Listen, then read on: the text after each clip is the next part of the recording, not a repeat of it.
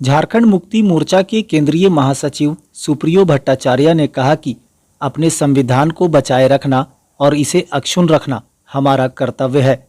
इसलिए हम आज के दिन शपथ लेते हैं कि इससे कोई भी छेड़छाड़ और बदलाव बर्दाश्त नहीं करेंगे। संविधान दिवस के अवसर पर बांग्लादेशी घुसपैठियों के मामले पर भी पत्रकारों के सवाल का जवाब देते भट्टाचार्य ने यह भी कहा कि 26/11 की तारीख हर भारतीयों को याद रहेगा। इस दौरान हेमंत सोरेन के शपथ ग्रहण और पहले कैबिनेट के बाद झारखंड सरकार के जनता के प्रति क्रियाकलापों की जानकारी भी दी। वहीं चुनाव के दरमियान भाजपा की कार्यशैली को लेकर भी कई टिप्पणी की। लोकतांत्रिक गणराज्य बनाने के लिए तथा उसके समस्त नागरिकों को सामाजिक, आर्थिक और राजनीतिक न्याय, विचार, अभिव्यक्ति, विश्वास, धर्म और उपासना की स्वतंत्रता, प्रतिष्ठा और अवसर की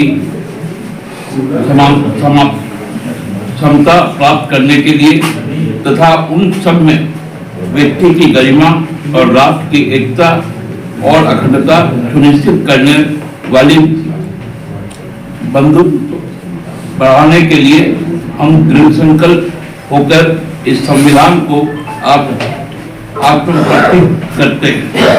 26 नवंबर 1950 का यह वाक्य हमारे देश के लोकतंत्र का मूल धर्म ग्रंथ है। इसी राष्ट्र धर्म ग्रंथ का जो स्वरूप है उसको अंगीकार करते हुए हम संघीय व्यवस्था में विश्वास रखते हैं। कोऑपरेटिव फेडरलिज्म जिसे हम कहते हैं, जिसमें राज्यों की अपनी पहचान और उसके अधिकार है, केंद्र सरकार के अधिकार है, राज्य सरकार के अधिकार है और एक तीसरा अधिकार जो दोनों को अधिकृत करता है। और मनु संहिता के खिलाफ भारत के संविधान को बचाए अक्षुण्ण रखना हम सबकी न केवल जिम्मेवारी है, हम लोग आज के दिन यह शपथ लेते हैं कि हम अपने संविधान को किसी भी तरह से न छेड़छाड़ करने की कोई कोशिश होगी तो उसे बर्दाश्त करेंगे और ऐसे नापाक इरादे वाले को जैसे 23 तारीख को जवाब दिए थे, उस जवाब अब हर 26 नवंबर को देने जा रहे हैं। धन्यवाद। जनता पार्टी को शोभा देती है। हम अपने काम के प्रति प्रतिबद्ध है। शपथ ग्रहण के बाद पहली कैबिनेट के बाद सरकार क्रियाशील होगी, अनवरत अपने कार्यकाल के समाप्ति तक जनता के प्रति समर्पित रहेगी। भाजपा ने आरोप लगा, जो मुझे हिंसा के बारे में मालूम है, भाजपा के लोगों ने अपने जो वोट को मैनेज करने का जिन मठाधीशों को पैसा दिया था, लोगों ने उनको नकार दिया और उस पैसे को उन्होंने डकार लिया। तो ये भाजपा के लोग आपस में लड़ाई भिड़ाई कर रहे हैं। अब पैसा कोई खा गया, दूसरा का नाम ले लिया, तो उसको कुटाई नहीं करेगा तो क्या करेगा? भाजपा को अपना देखना चाहिए। आरोप जेएमएम पे और कांग्रेस पे लगाया। अब आरोप किस पे लगाएगा? मैं तो स्पेसिफिक आरोप लगा दूंगा कि किस प्रत्याशी का पैसा किसने खाया, उसको प्रत्याशी भी खोज रहा है और जनता भी खोज रहा है। रविंदर सुनिए ना, ये लोग बंगाली लोग से कैसे डरता है। मतलब उधर से हुआ तो बांग्लादेशी, बांग्ला भाषी हुआ तो बांग्लादेशी, अरे वो तो बंगाली बोलना चाहिए। संघीय व्यवस्था ने और इस संवैधानिक जो स्वरूप है उसको कई संस्थानों के द्वारा संस्थानों को काम करने का दिशा निर्देश दिया, जिसमें भारतीय संसद सबसे प्रधान संस्था, साथ साथ हमारी न्याय पालिका की व्यवस्थाएं जो निचले पायदान से शुरू होकर सर्वोच्च पायदान तक जाती है। हमारा लोकतंत्र को जीवित रखने के लिए निर्वाचन आयोग, महालेखाकार, ये बहुत सारी संस्थाएं हैं जो संविधान के तहत उनका गठन किया गया।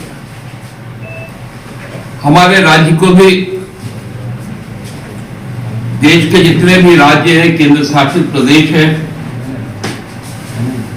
उसमें भी शेड्यूल के तहत शासन व्यवस्था को कायम किया गया है। 2015 नवंबर को जब हम राज्य अलग हुए तब हम 5वीं अनुसूची के राज्य के तौर पर हम अनुसूचित हुए थे।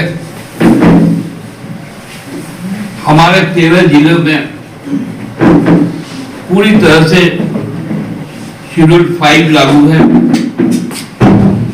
और 11 जिलों के भी 2 जिलों में आंशिक तौर पर फिर शेड्यूल लागू है, जिसमें एक गोड्डा है और एक पलामू।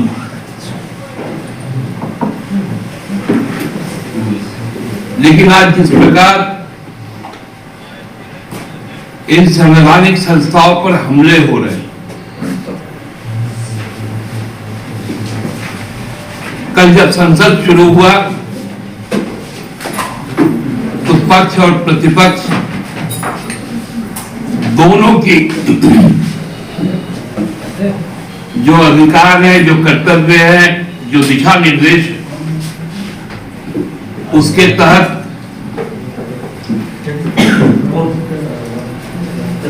जब केंद्र सरकार को चुभने वाली एक सवाल पर जब बातें शुरू हुई तो केंद्र सरकार द्वारा उस पर अपने संख्या बल के आधार पर रोक लगा दी। अरे वे लोग क्या 28 तारीख को जब हमारा राज्य सरकार शपथ लेगा, ये झारखंड राज्य के नकारे हुए व्यक्तियों का शपथ ग्रहण होगा या स्वीकारे गए लोगों का शपथ ग्रहण होगा? आज प्रधानमंत्री जी से मैं ये सवाल पूछना चाहता हूं। आप भी संवैधानिक दायित्व का निर्वहन कर रहे हैं, आप भी इसी संविधान का शपथ लेते हैं। आपने भी लोकसभा की सदस्यता जब ली, जो सत्य और निष्ठा की शपथ ली, इसी संविधान में उल्लेखित, और इसी संविधान को आप दुत्कारने का काम करें।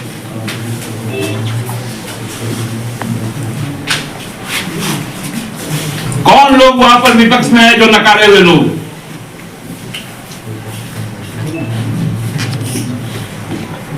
यही घमंड, यही गुरूर का जवाब आपको झारखंड में दिया। सबक लेना चाहिए था।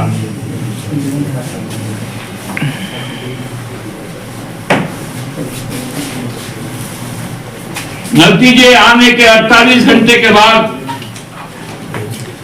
जब संसद शुरू होता है तो प्रधानमंत्री का यह भाषण होता है।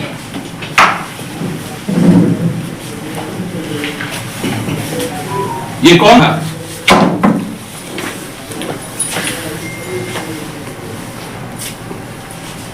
किसानों की शहादत होती है तो कहते हैं कि वो हमारे लिए मरे हैं क्या?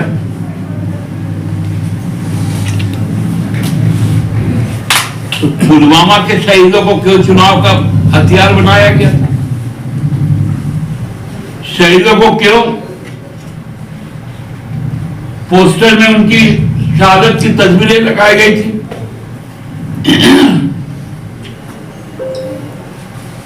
इस बार की जो भाषाएं बोली गई यहां पर, एक और संवैधानिक संस्था ईसीआई, वो क्यों चुप रही? प्रधानमंत्री के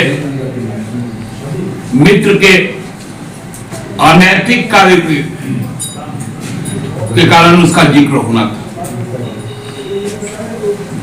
और प्रधानमंत्री ने जिन शब्दों का प्रयोग किया कि जनता द्वारा नकारे गए,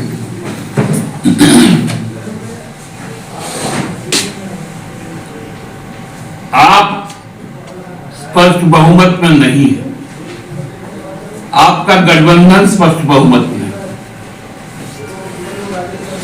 लेकिन आपके बहुमत के खिलाफ भी एक मत है, जो वो लोग सभी नकारे हुए लोग नहीं हैं, स्वीकारे हुए लोग हैं। आप जिस तरह वाराणसी लोकसभा क्षेत्र का प्रतिनिधित्व करते हैं, वहां के प्रबुद्ध मतदाताओं के लिए स्वीकार्य है,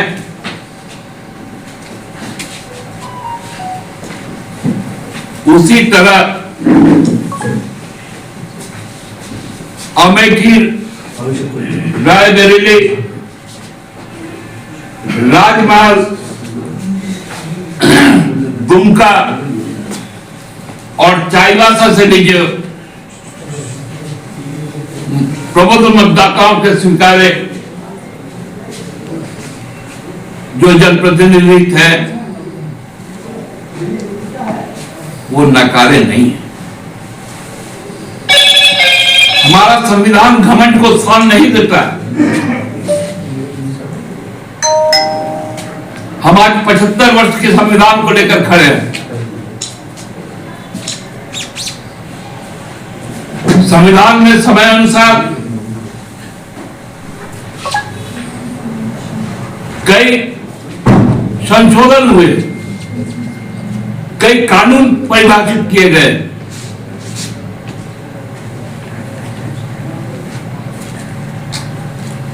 पारित किए गए नए कानूनों में भी संशोधन हुए, और ये संसद ने किया।